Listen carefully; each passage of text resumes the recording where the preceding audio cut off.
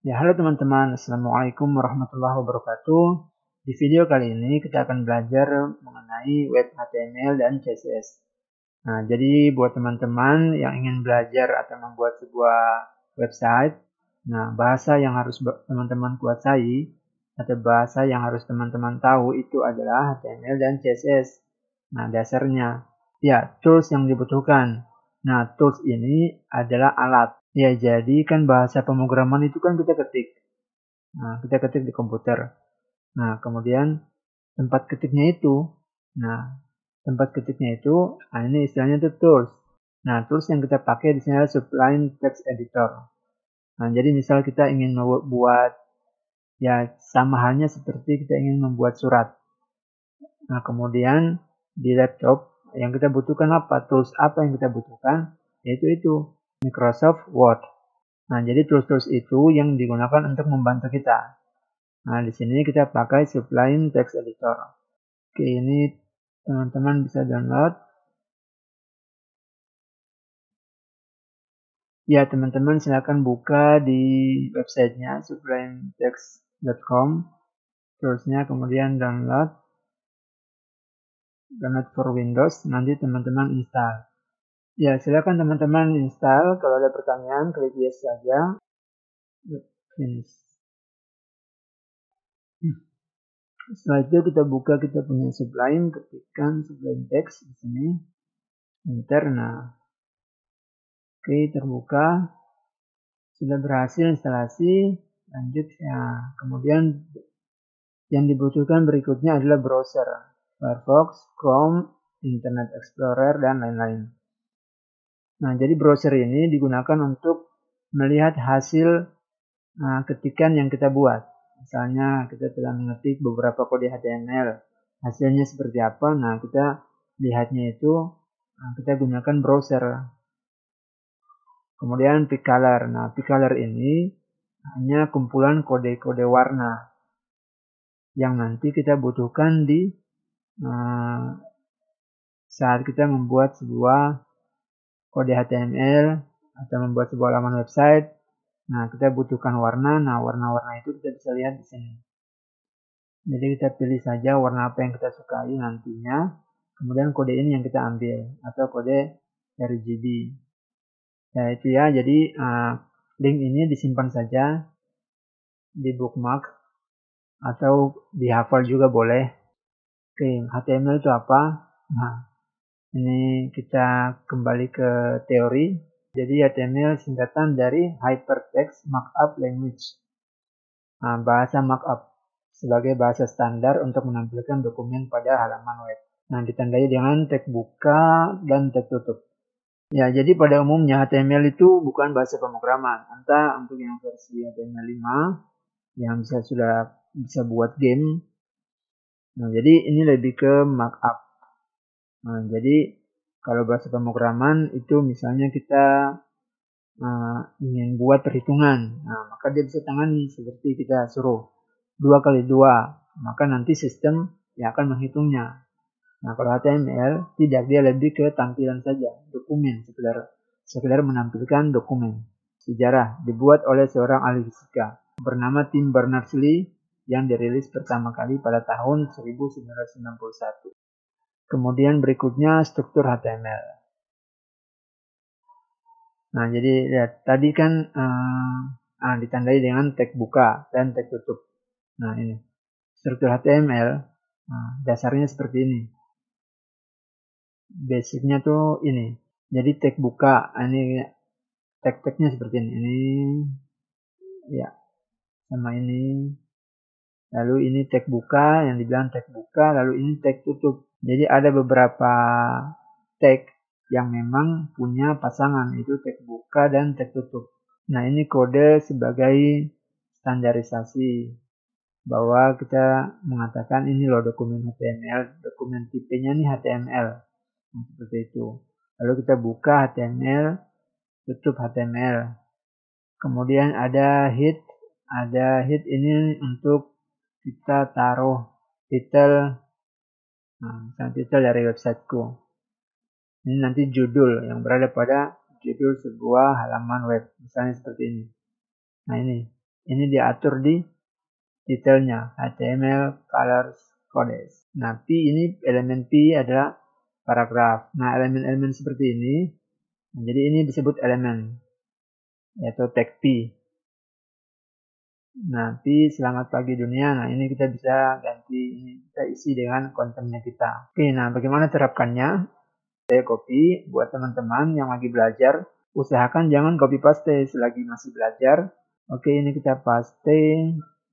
Teman-teman usahakan ketik saja ya, diketik seperti ini, diketik dari awal, dari nol, ya walaupun lama, tapi nanti ke depannya teman-teman sudah terbiasa dengan mengetikkan kode-kode dari bahasa pemrograman. Setelah itu kita simpan. Ya, jadi terserah teman-teman mau simpan di mana. Ya, saya buat di sini ya. HTML dan CSS, saya buat di folder situ. Lalu misal saya tulis latihan pertama. Ya, kemudian perhatikan tipenya save as type. Nah, ini kita harus simpan berdasarkan tipe HTML. Jadi Sublime itu ngedukung bahasa pemrograman yang kita bisa lihat di daftar listnya ini. Nah, jadi bahasa pemrograman sangat banyak kan? Kayak gitu. Atau kita bisa juga misal karena bingung pilihnya apa, kita pilih all files. Kalau kita kan tahu ekstensinya, kita buat di sini titik HTML. Ya, jadi seperti ini. Setelah itu kita save. Ya, kemudian kita ingin running file ini. Nah, kita bisa ke projectnya, open containing folder saja. Langsung kita ke foldernya ini. Setelah itu kita klik 2 kali. Latihan pertama. Nah, ya, ini judulnya nampak di sini. Detail dari websiteku, lalu selamat pagi dunia. Word. Ya, jadi hasil ketikan, hasil kode seperti ini. Nah, jadinya seperti ini. Oke, berikutnya elemen dan atribut HTML. Ya, jadi di dalam HTML ada istilah-istilahnya, yaitu elemen dan atribut atau properti. Ya, elemen, ini disebut elemen P. Kemudian ini elemen A, atributnya href. Elemen image atau img, atributnya source, dan elemen P atau paragraf. Nah, fungsinya kalau ini kan seperti biasa, seperti yang tadi kita membuat paragraf. Selamat pagi. Lalu ahref ini kita buat link. Nah, linknya nanti ke Google. Nah, ini tulisan yang nampak di ini. Kemudian gambar, img gambar. White ini ukurannya langsung kita bisa tentukan. Kemudian ya sama seperti ini paragraf. Oke, misal kita kopikan saja dulu. Oke, kita running. Ya, hasilnya seperti ini. Google. Nah, ini kita bisa ke Google nih. Kalau kita klik, nah dia ke Google. Kita back. Nah, lalu ini gambar yang kita tampil, gambar yang kita tadi tulis. Kemudian ini paragraf. Nah, kenapa gambar tidak muncul? Gambarnya tidak muncul dikarenakan kita harus menaruh file gambar ini, alamat gambar ini. Ya, pokoknya source gambar ini berada di dalam folder yang sama atau berada di struktur yang sama dengan latihan pertama ini, dengan file kita ini. Ya, jadi silakan ambil gambar apa saja, lalu kemudian nanti kita letakkan di dalam folder yang sama dengan file kita ini. Oke, jadi gambarnya saya sudah kopikan. Ini gambar JPG. Nah, kalau teman-teman mau lihat tipenya, tipe gambarnya, bisa klik kanan lalu properties. Nah, lihat di sini. Tipe filenya. Nah, punya aku JPG. Oke, biar enak ini saya open folder saja dari sini. Ya, kita pakai yang ini aja.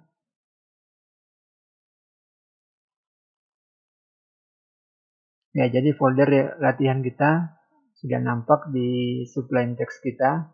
Kemudian kita bisa buka saja dari sini. Lalu kita refresh halaman kita lagi. Nah, ya. Sudah muncul. Nah, kita bisa atur ukurannya. White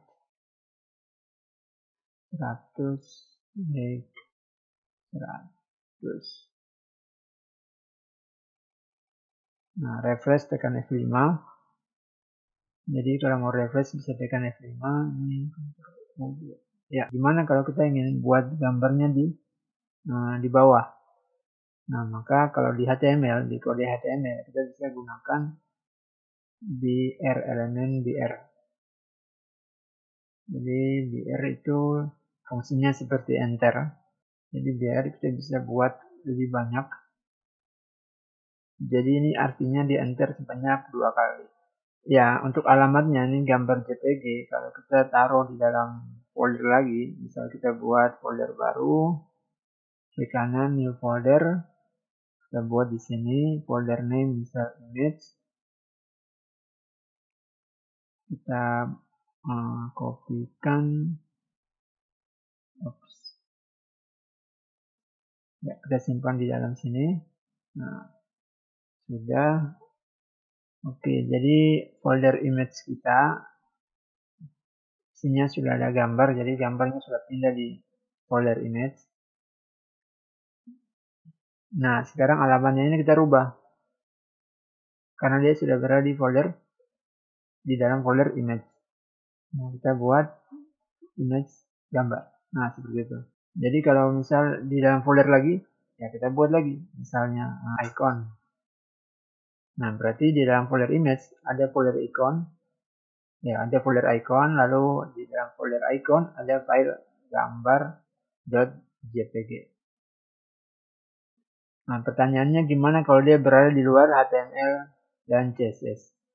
Jadi dia berada, folder image ini berada di luar HTML ini. Jadi setingkat di luar HTML. Nah, itu kita bisa pakai seperti ini. Jadi ini perintahnya itu istilahnya keluar folder pertama. Nah, jadi latihan pertama kan di dalam folder HTML dan CSS. Lalu kalau kita ingin keluar dari folder ini, folder HTML dan CSS, nah kita pakai perintah .2 ini. Oke, pertanyaannya gimana kalau kita ingin mengambil gambarnya dari internet? Nah, berarti di sini yang kita pasangkan adalah URL dari gambar tersebut. Oke, misalnya kita cari file gambar yang berasal dari internet ya. Ya, ini kita bisa ambil gambarnya, bisa di-download. Nah, kita bisa dari sini, kita view image atau copy image location. Kita save. Refresh. Oke. Nah, berikutnya kode HTML untuk sebuah teks yang umum digunakan. Nah, yaitu kode HTML H1, H2. Ini untuk membuat heading paragraf. Membuat paragraf. P itu P membuat paragraf. BR membuat baris baru. Yang tadi kita sudah coba. IM ini efek italic, bold, underline pada teks. Nah, IM itu efek italic, bold, D itu tebal, underline, kemudian ada center. Oke, latihan. Coba kita terapkan kode ini. Nah, jadi cara ngetik kode di HTML cukup gampang. Kalau kita sudah tahu dia punya kodenya seperti ini, maka kita buat misal di sini ya. Saya buat H1. Selamat pagi. Saya edit saja H1-nya.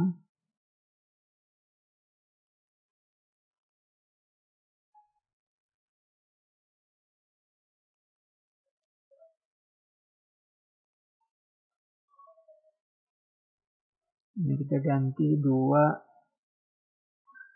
Ya, jadi selamat pagi. Nah, ini heading 1 paling besar, heading 2, heading 3, dan seterusnya. Jadi itu biasa dibuat untuk membuat judul. Ya, jadi kalau teman-teman ingin membuat sebuah paragraf atau teks yang berupa paragraf hanya sebagai contoh, teman-teman bisa gunakan ini ya, lipsum.com ke sini, ke situs ini, lalu teman-teman bisa copy saja teksnya ini.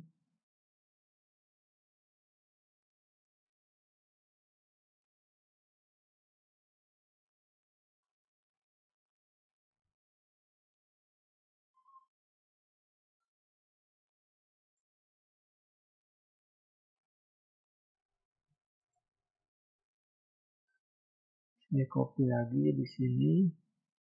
Ya.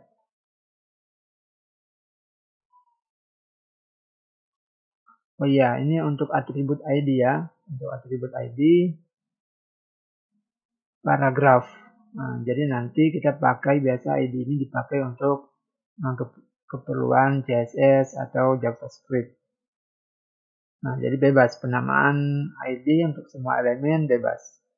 Misalnya href kita bisa pasang di sini ID-nya, paling Google misalnya. Nah, jadi kayak gitu bebas. Nanti fungsinya tuh lebih kita nanti pakainya lebih di CSS atau JavaScript. Ya, untuk fungsi elemen P tadi, nah jadi dia otomatis membuat sebuah paragraf baru. Nah, jadi dia ada jarak antara yang satu sama yang lainnya. Nah, jadi itu gunanya fungsi elemen P. Kemudian misalnya yang B tadi, nah yang ini italic, bold, dan underline. Penerapannya gimana? Misalnya ya. Jadi di sini misal kita ingin membuat lorem ipsum ini tebal, kita buat sini B.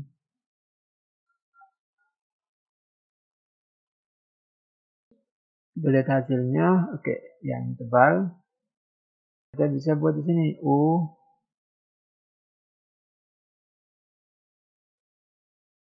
Ya, tutup.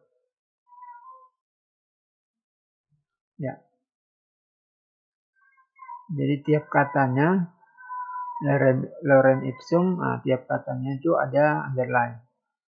Begitupun kalau kita ingin mencetak miring atau bentuk italic. Style italic. Nah, kita bisa pakai di sini I. Ya, atau M ya, M. Ya. Ini pertanyaan, gimana kalau misalnya kita lupa menutup sebuah elemen? Apakah ada error? Ya, untuk HTML tidak akan ada error. Yang ada tampilan kita hanya kacau. Contoh, ya, terlihat. Semua jadi miring. Semua jadi italic.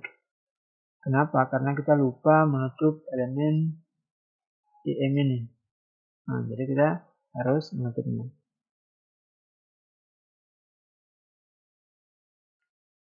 Dan tidak bisa misalnya kita buat di sini terakhir ini IM buka, lalu kita tutupnya di sini. Nah, ini tidak akan error. Tetapi, nah nanti kata yang ada di sini misalnya tes, maka dia masih ikut miring, tapi tidak lagi mempunyai elemen atau tidak lagi mempunyai style underline. Kita lihat, nah ini. Ya, jadi sudah tidak punya lagi underline, tapi masih miring.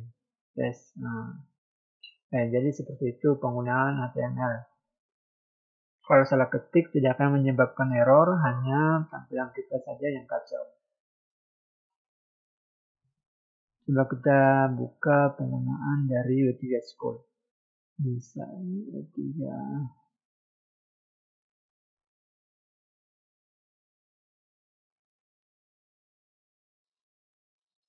Ya, W3 School ini di sini banyak sekali bahasa yang digunakan untuk membuat sebuah website. Ya, kita bisa belajar bahasa pemrograman dari sini. Ini juga cukup lengkap. Dari HTML, lalu kita ingin lihat kode-kodenya, ya bisa lihat di sini. HTML comment, misal HTML comment. You can add comments to your HTML source by using the following syntax. Oke, jadi ini gunanya untuk apa? Ini sebagai komentar saja. Jadi komentar ini tidak akan dieksekusi atau tidak akan ditampilkan. Nah, fungsi komentar untuk apa? Iya, jadi kalau kita ingin nulis program, kan banyak nih. Nah, nanti ke depannya itu kita nggak tahu ini untuk apa nih. Nah, lupa lagi kan. Nah, kita bisa menampilkan atau kita bisa menuliskan sebuah kode komentar di sini. Nah, misalnya ini untuk gambar. Kalau kita copy, misal akhiri and gambar. Ya, jadi kita tahu, oh iya, area ini untuk kode gambar. Kode komentar ini tidak akan dieksekusi atau tidak akan ditampilkan di websitenya kita. Tidak ada. Oke, jadi seperti itu penggunaan HTML. Kita lanjut. Nah, latihan berikutnya ya. Untuk latihan berikutnya nanti kita pelajari mengenai tabel, list order, dan order list. Ya, silakan teman-teman bisa lihat lagi sebelumnya di W3 School, atau teman-teman silakan mengulang pelajaran yang tadi telah kita pelajari bersama. Oke, sekian. Sampai jumpa di video berikutnya. Salam programmer.